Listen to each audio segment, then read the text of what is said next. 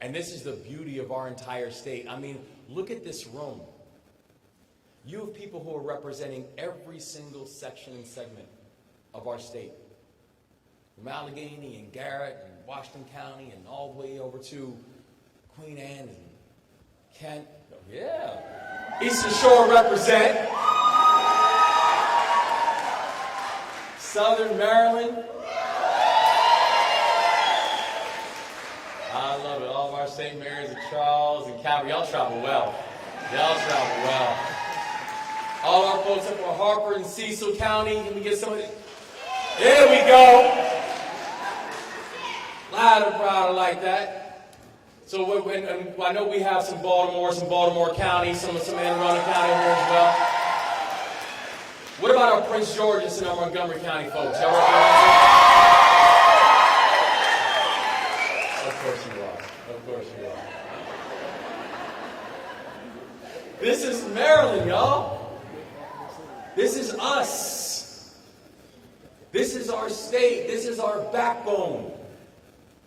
When we talk about that this is going to be Maryland's decade, I mean that. And I'd let every single governor in the country know that we are not coming for second place. We're coming for the top spot. And I don't just plan on winning. We're going to win by a couple touchdowns.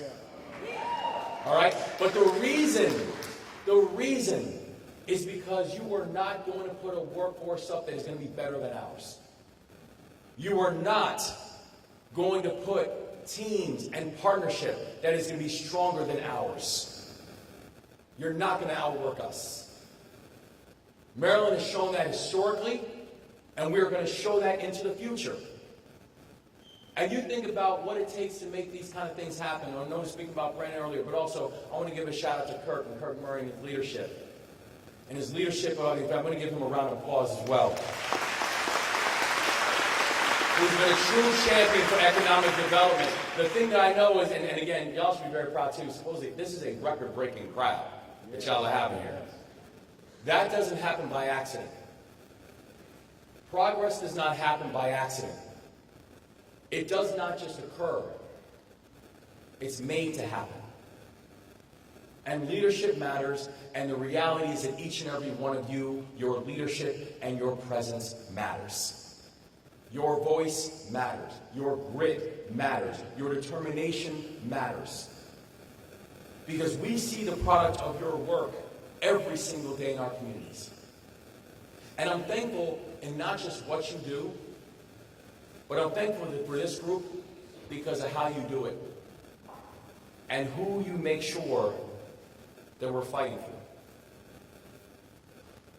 That when you look out across all your various communities and all your various neighborhoods, you understand and you see Marylanders who are unemployed or underemployed, and some who are just lacking opportunities, and some who, despite all their best efforts, life just got in the way. And when you see them, you don't see people that need to somehow be protected or saved. When you look at those individuals, you see them as assets that need to be unearthed.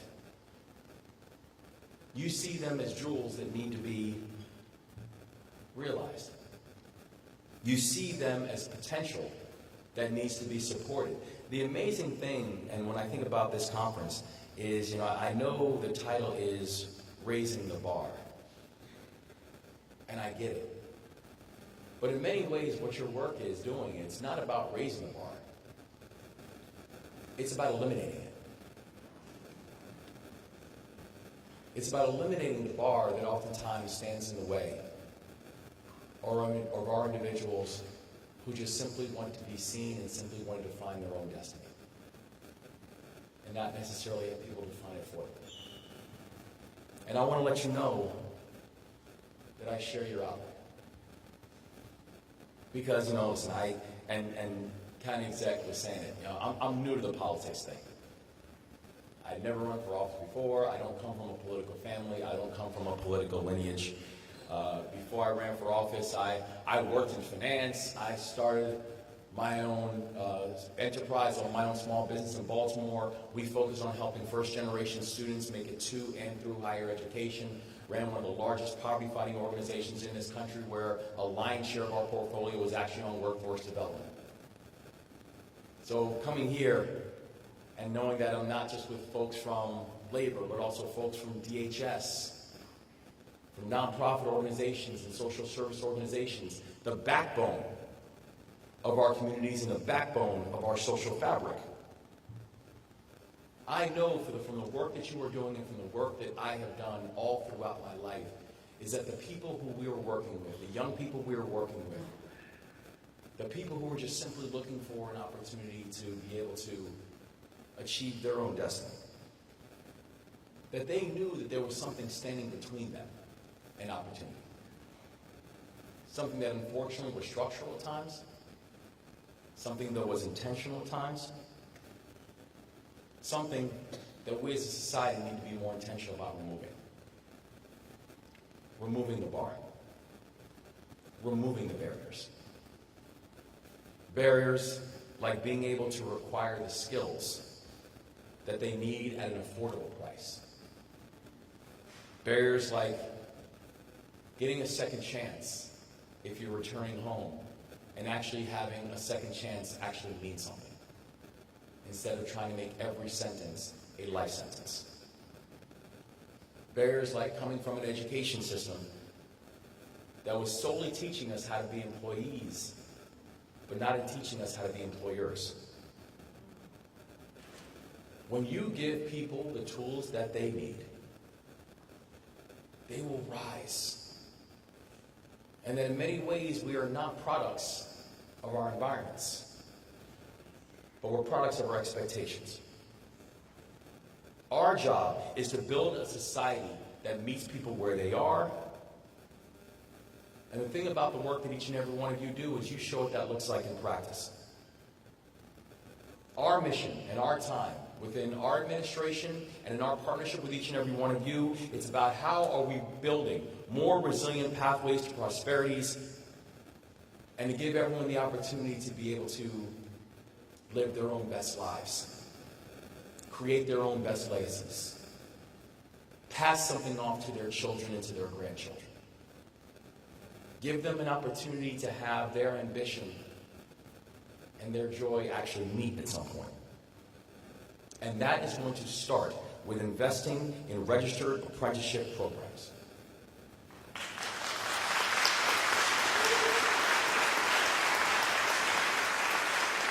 That is going to start by stopping defining success as one individual or arbitrary path. You know, I tell you, there's a great quote. There's a great quote by Albert Einstein, in which he said, you know, if you tell a fish that the definition of genius is climbing a tree, then that fish will always feel insufficient. Understanding that we're all going to have different paths. And that's okay. I had different paths. Where I know I wear three things on me every single day. And I wear them as not just a reminder of how important they all are, but also a reminder that each of those things have fundamentally made me better. The first thing is my dog tags, which you can kind of hear them. I'm not taking my clothes off, everybody. I heard that. So,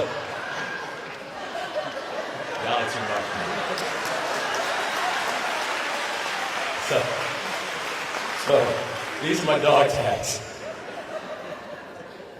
And I got these when I was 17 years old, when I first joined the military. I was too young to sign the paperwork, because I was only 17. My mother had to sign the paperwork for me. And but after my teenage years, she would sign whatever paperwork that they put in front of her. But I wear these because it is a consistent reminder to me of the role that the military played in my life and continues to play. But also the fact that while it was a different path from some of my peers and was a different path from some of my friends, that was my path. The second thing is my wedding ring. I've been married to my best friend for 16 years now. And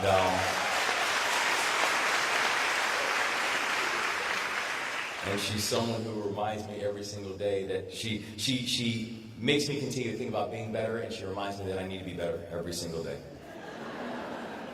And and the third thing is the ring from my 2-year college. And the reason I wear this is because, when people say, well, you ended up graduating from Johns Hopkins and you got a Rhodes Scholarship and you went to Oxford, and they're like, and you wear the ring from your 2-year college.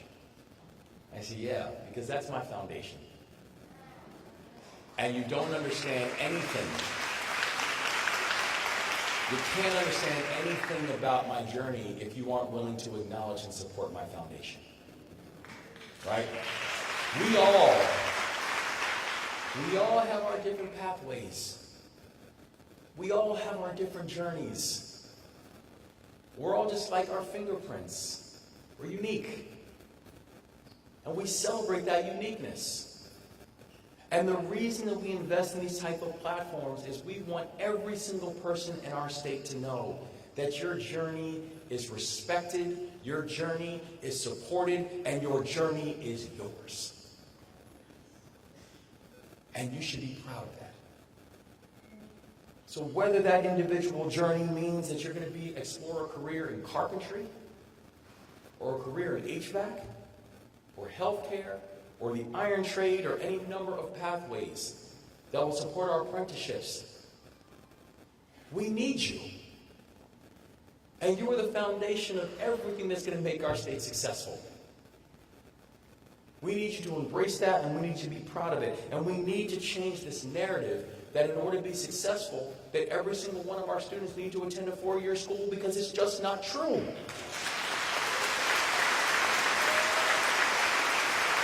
And don't get me wrong, I'm proud of the fact that Maryland has some of the best 4-year institutions in America. That's great, and I'm proud of that. But we're going to end this myth that every single one of us must attend one of them in order to be successful.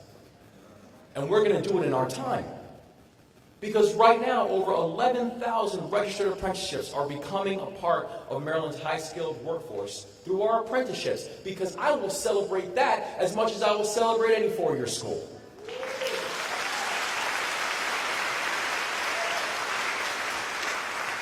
I'm proud to stand shoulder to shoulder with a bipartisan group of legislators. So let's be clear. There is not one political party that has the market cornered on good ideas on this. I'm proud to stand shoulder to shoulder with a bipartisan group of legislators in the Maryland General Assembly that increased the number of registered apprenticeships to 60,000 by the year 2030. 60,000 opportunities. And in just 8 months of this administration, we have laid the groundwork in order for us to get there, because my first budget, literally days after inauguration, included $5 million for the Maryland Apprenticeship Training Program. That includes $1 million in tax incentives for employees to make sure they're prioritizing hiring apprentices. That we, in our first legislative session, we worked with the Maryland General Assembly to secure funding that's going to build out apprenticeship programs in outdoor recreation and also in law enforcement.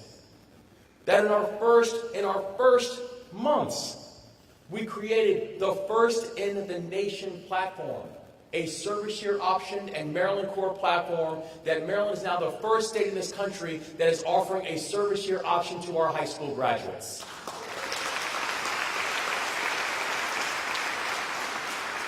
And I tell you right now, while Maryland is the first, it ain't going to be the last. Because service will help to save us. We've got to be a state that gets to know each other again. We've got to be a state that serves together. In this time of this political divisiveness and vitriol, in this time where every single conversation seems to start with an idea of where politically are you? What your political party is, if it's some sort of birthright fiefdom.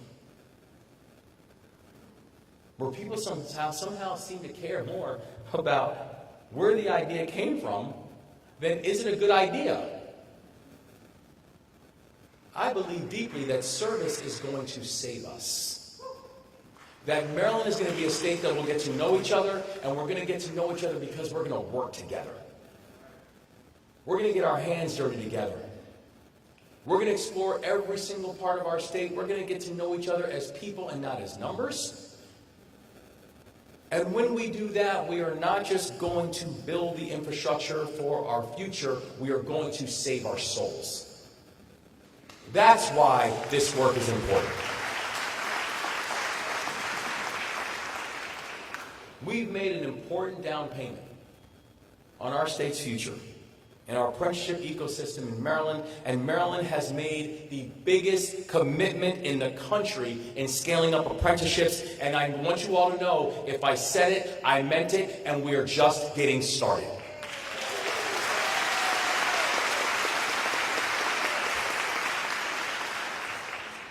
But this work really does start with all of you. And that's why I'm so proud to be here today and so proud to work with you every day. Because without you, none of this is real. You're the fuel.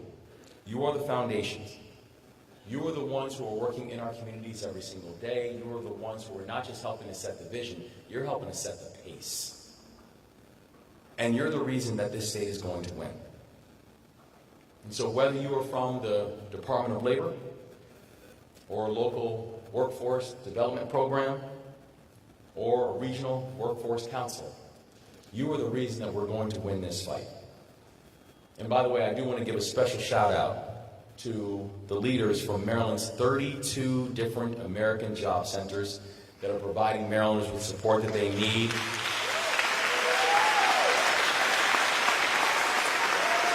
In fact, if you are working in one of our 32 American job centers, would you mind either standing or raising your hand so we can recognize you?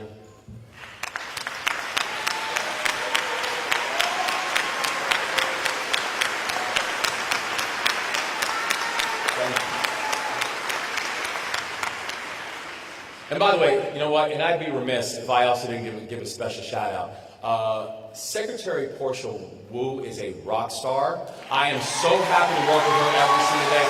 Where's Secretary Wu?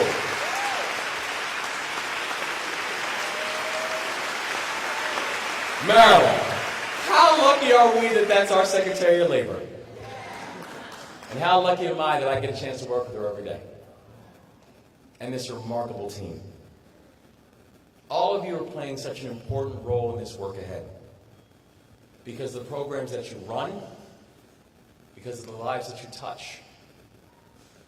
You are helping to set the pace of why Maryland is going to win. You are demonstrating the fact that this is not just about raising the bar, it is about eliminating it altogether.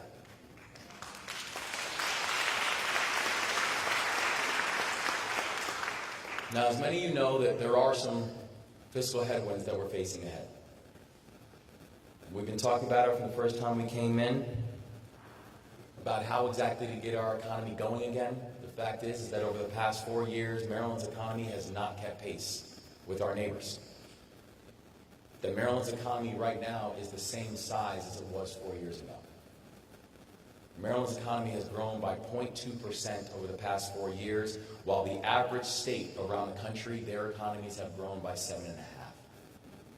We are currently ranked 47th in economic momentum. That shouldn't be Maryland. That shouldn't be us. And I can tell you right now, in our time together, it won't be. But it won't be because of you all.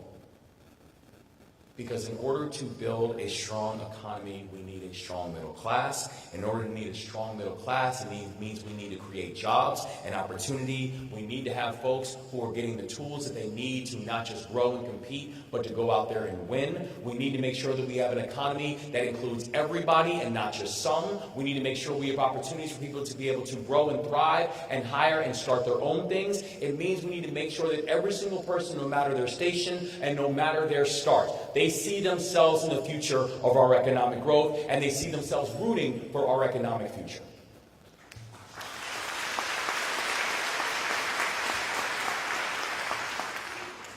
And so to do that, the answer then becomes very simple. It means we get to work. It means we compete. I am very competitive by nature, and I acknowledge that, and every single governor in the country has learned that very quickly. But I'm not competitive and I'm not hopeful on false hope. The reason that I'm hopeful is I got you. I'll put you against anyone else in the country. I will put this team against anybody else because you know what it means to fight. You know what it means to really grit it out. You know what it means to build. You know what it means to have vision. And most importantly, you know what it means to leave no one behind. And if we do that, Maryland, if we can build with an intentionality of making sure that we're leaving no one behind in this conversation, it's our time. And it's our decade. And I could not be more proud to be on this journey as your colleague and partner. So bless you all. Thank you for all you continue to do. And let's go build and let's go grow. Thank you all so much.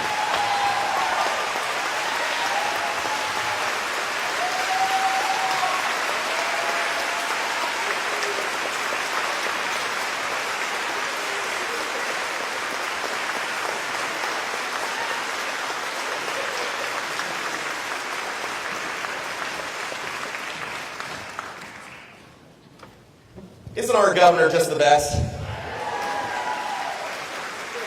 Thank you, Governor Wes Moore. Thank you so much for coming. So we're going to switch gears a little bit here. We're going to transition. Again, my name is Brandon Butler. I'm the Executive Director of the Maryland Workforce Association. Thank you for coming to Raising the Bar, which we're going to rename